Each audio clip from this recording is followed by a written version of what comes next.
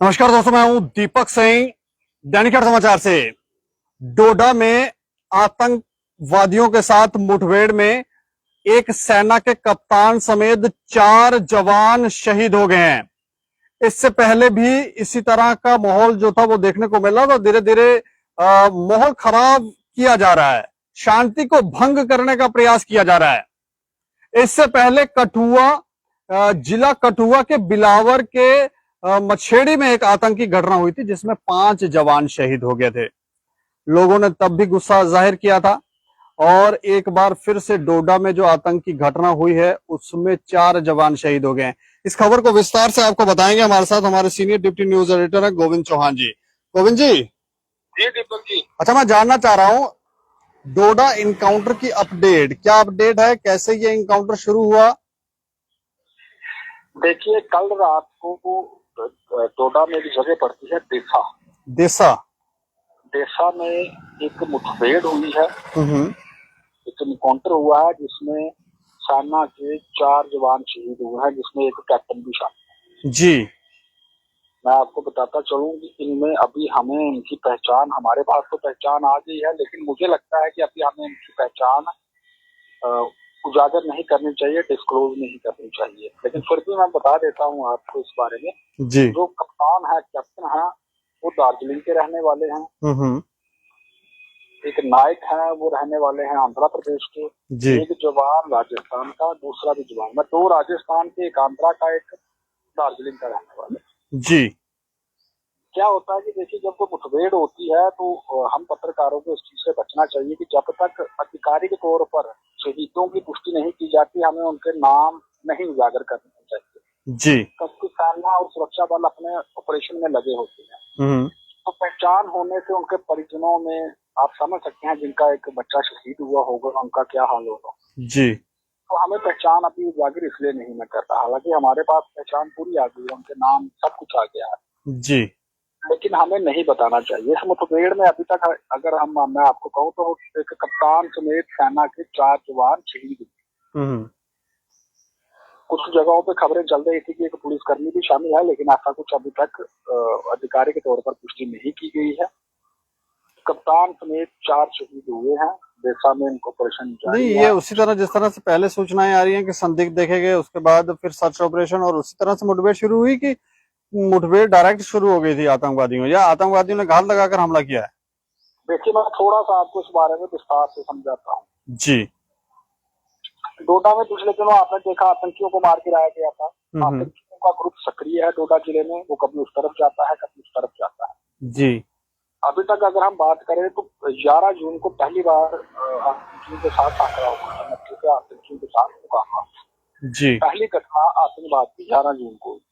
11 जून को। जी। दूसरी 12 जून को हुई, तीसरी 26 जून को हुई, चौथी 9 जुलाई को हुई और 5वीं 15 जुलाई को हुई, मतलब के आज। जी। तो आतंकियों को मार भी गिराया गया है। पिछले दिनों आपने देखा डोडा में क्या हुआ था कि आतंकियों ने एक पुलिस की चौकी पे हमला कर दिया था, जिसमें नॉर्मल इंजरीज हुई थी। उसके बाद से लगातार सेना, पुलिस, एसओजी सारी टीमें लगी हुई हैं आतंकियों की तलाश में। जी। आतंकी डोडा में जंगल बड़े हैं, जो देसा का जंगल है ये बड़ा जंगल है। आतंकी छिपे हुए थे, उन्होंने मुठभेड़ हुई रात को, जैसा हमने बताया आपको कि रात को आतंकियों के साथ फायरिंग हुई थी। उसके बाद से ऑपरेशन जारी था, जिसमें हमें नुकसान हुआ है। 4 हमारे जवान शहीद हुए। अगर हम एक छोटा मोटा करें तो 70 दिनों में, मतलब के 70 से अधिक दिनों में 11 हमले अभी तक हो चुके हैं। 15 जुलाई को डोडा के धारी कोटे उरार बागी जो है, सर्च के दौरान आतंकियों ने जवानों पर फायरिंग की थी। हमले में जो मैं आपको बता रहा हूँ, कैप्टन समेत 4 शहीद हुए हैं। जो मैं बता रहा था आपको, जो घटना ताजा हुई है। अगर उससे पहले चले 9 जुलाई को, तो डोडा के गढ़ी भगवा इलाके में शाम को शुरू हुए इनकाउंटर में सेना और आतंकी तरफ से लगातार फायरिंग हुई। 2-3 आतंकी फंसे हुए थे, लेकिन निकल गए। 2 दिन वहां पे ऑपरेशन चला।